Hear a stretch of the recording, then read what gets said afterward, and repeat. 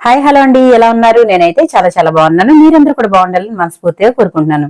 ఈరోజు మన వంటింట్లో ఆలు పకోడీ అండి. చాలా చాలా టేస్టీగా ఉంటుంది. ఈవినింగ్ టీ టైంలో ఇది స్నాక్స్ గా తినొచ్చు, అలాగే టైం పాస్ కి చేసుకోవచ్చు. చాలా రుచిగా ఉంటుంది, సింపుల్ గా కూడా అయిపోతుంది. మరి ఏ విధంగా తయారు చేసుకోవాలో చూద్దామా? Welcome back to my channel.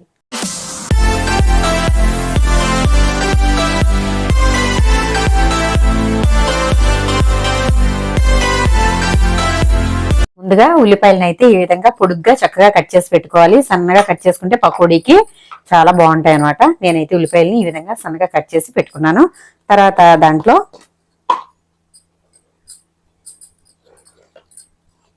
ఒక స్పూన్ కారం వేసుకుందాం. అలాగే ఒక పావు స్పూన్ పసుపు, చిన్న స్పూన్తో 2 స్పూన్ల ధనియాల పొడి వేసుకోవాలి. పెద్ద స్పూన్ అయితే 1 స్పూన్ చాలు. అలాగే ఒక అర స్పూన్ వరకు జీలకర్ర పొడి, 1 స్పూన్ ఉప్పు, సాల్ట్ వేసుకుందాం, రుచికి సరిపడా సాల్ట్. ఇప్పుడు ఇవన్నీ ఒకసారి బాగా కలిపేసుకుందాం. మసాలాలన్నీ కూడా బాగా కలిసేలాగా ఉల్లిపాయ ముక్కల్ని ఇలా మ్యాష్ చేసుకోవాలి. పకోడీలో నుంచి ఎప్పుడైనా అంటే మనం పకోడీలు చేసుకునేటప్పుడు ఈ విధంగా మసాలాలన్నీ కలిపి ఉల్లిపాయ ముక్కలు కలిపి ఇలా పిండితే గనక దాంట్లో నుంచి వాటర్ వస్తుంది. ఆ విధంగా వస్తే పకోడీ అనేది చాలా రుచిగా ఉంటుంది. ఇలా ఎంత వీలైతే అంత బాగా కలుపుకోవాలి. ఇలా బాగా కలిపేసుకున్నాం కదా, చూడండి ఉల్లిపాయ అంతా కూడా చక్కగా మ్యాష్ అయిపోయింది. ఇప్పుడు ఇందులోంచి వాటర్ కూడా బయటకు వచ్చేసింది అనమాట. ఇలా అయితే కలిపేసుకోవాలి. ఇలా కలిపేసుకున్నాక 1 స్పూన్ అయితే అల్లం వెల్లుల్లి పేస్ట్ వేసుకుందాము. అలాగే సన్నగా కట్ చేసి పెట్టుకున్న పచ్చిమిర్చి. ఉల్లిపాయల్లో మనం పచ్చిమిర్చి కూడా వేసేసుకోవచ్చు కదా అని డౌట్ రావచ్చు, కానీ మనం ఉల్లిపాయల్ని ఈ విధంగా బాగా కలుపుతాం కదా, అలా కలిపినప్పుడు పచ్చిమిర్చి చేతికి తగిలి మండుతుంది కాబట్టి ఇలా చివర్లో అయితే వేసుకున్నాం. ఇప్పుడు ఇదంతా ఒకసారి మళ్ళీ ఇలా కలిపేసుకోవాలి. ఆ తర్వాత ఇప్పుడు ఇందులో సన్నగా తురిమి పెట్టుకున్న బంగాళదుంప కూడా ఇందులో వేసేసుకుందాం. నేను 4 ఉల్లిపాయలు తీసుకుంటే 2 బంగాళదుంపలు తీసుకున్నాను. ఇవన్నీ కూడా ఇప్పుడు బాగా కలిపేసుకుందాం. కలిపేసాం కదా, ఇప్పుడు పొటాటో కూడా వేసి కలిపేసిన తర్వాత ఇప్పుడు ఇందులో శనగపిండి 1 కప్పు వేసేసుకుందాం. అలాగే ఇందులో కొంచెం అంతా బియ్యం పిండి వేసుకోవాలి. బియ్యం పిండి వేసుకోవడం వల్ల మనకి పకోడీలు అనేవి చాలా మెత్తగా క్రిస్పీగా వస్తాయి. అంటే లోపల మెత్తగా ఉండి పైన క్రిస్పీగా వస్తాయి. ఇప్పుడు ఇందులో కొంచెం వాటర్ వేసుకుంటూ పిండిని చక్కగా కలిపేసుకుందాం. ఇలా బాగా కలిపేసుకోవాలి. చూసారు కదా నేను ఎలా కలిపానో, ఇలా అయితే కలుపుకోవాలి.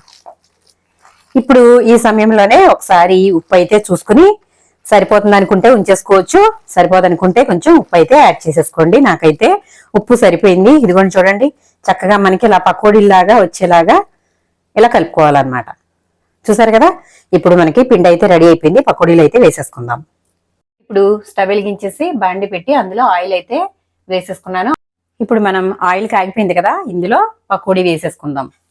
ఇలా చిన్న చిన్నగా చక్కగా వేసుకుంటే ఆలు పకోడీ చాలా బాగుంటుంది. చిన్న మంట పెట్టుకోవాలండి, పెద్ద మంట పెట్టుకోకూడదు. పెద్ద మంట పెట్టుకుంటే ఏమవుతుందంటే పైనంతా కూడా వేగిపోతుంది, లోపల మాత్రం అంతా పచ్చి పచ్చిగానే ఉంటుందండి. ఎందుకంటే మనం ఇందులో ఆలు తురుము వేసాం కదా, కాబట్టి ఇలా చిన్న చిన్నగా వేసుకుంటూ చిన్న మంట మీద చక్కగా వీటిని దోరగా వేయించేసుకోవాలి. ఇలా మరీ ఎక్కువగా కూడా వేసేసుకోకూడదు, సరిపడా వేసుకుని చక్కగా ఫ్రీగా వేయించుకోవాలి. ఇలా 2 వైపులా వేయించుకుంటూ తిప్పుకుంటూ వేయించుకోవాలి. చూసారు కదా, మంచి కలర్ అయితే వచ్చేసాయి. ఇంకెంతకన్నా కలర్ రాకూడదు. ఈ కలర్ అయితేనే చూడటానికి బాగుంటాయి కాబట్టి, అలాగే తినడానికి కూడా బాగుంటాయి. ఇప్పుడు తీసేసుకుందాము గిన్నెలోకి. ఆయిల్ రాకుండా ఇలా తీసేసుకుందాం.